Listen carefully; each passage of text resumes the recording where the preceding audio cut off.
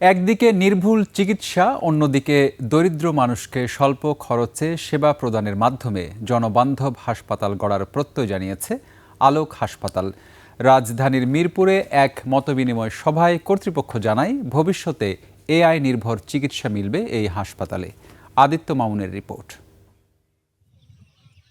সুচিকিৎসার পাশাপাশি সামাজিক সেবার ব্রত নিয়ে হাসপাতাল পরিচালনা করে আসছে আলোক। হাসপাতালের নানাবিধ সেবা নিয়ে গণমাধ্যমের সাথে এই মতবিনিময়। রোগীদের আস্থা আর নির্ভরতায় গেল 1 বছরে হাসপাতালটি আরও সক্ষমতা অর্জন করেছে বলে জানায় কর্তৃপক্ষ। ইন্টেনসিভ কেয়ার ইউনিটকে আমরা বলতেছি, সেটা কিন্তু আমাদের কাছে হচ্ছে ইন্টিমেট কেয়ার ইউনিট। মোর দেন 95% মতন রোগী আমরা সুস্থ করে বাসায় ফেরত পাঠাতে পেরেছি।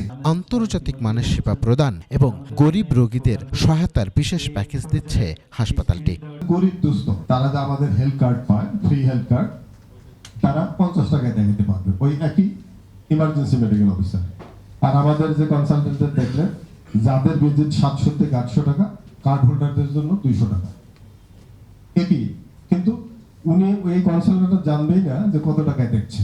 ডাক্তারদের ফি কমানো, প্রয়োজনের বাইরে টেস্ট না দেওয়ার কথা জানান হাসপাতালের এমডি। এখানে ডাক্তারদের বলা আছে যে ডাক্তার নন রেজিস্টার্ড ঔষধ প্রেসক্রিপশনে লিখবে তার চেম্বার থাকবে। রাজধানীর মিরপুরে আস্থাশীলতায় অনন্য নজির স্থাপন করেছে আলোক হেলথ কেয়ার অ্যান্ড হাসপাতাল বলে জানানো হয় সংবাদ সম্মেলনে। 2-4-5টা প্রতিষ্ঠান বলেন, আমরাও একটা দাবিদার। আদিত্য মামুন, 21 টেলিভিশন, ঢাকা।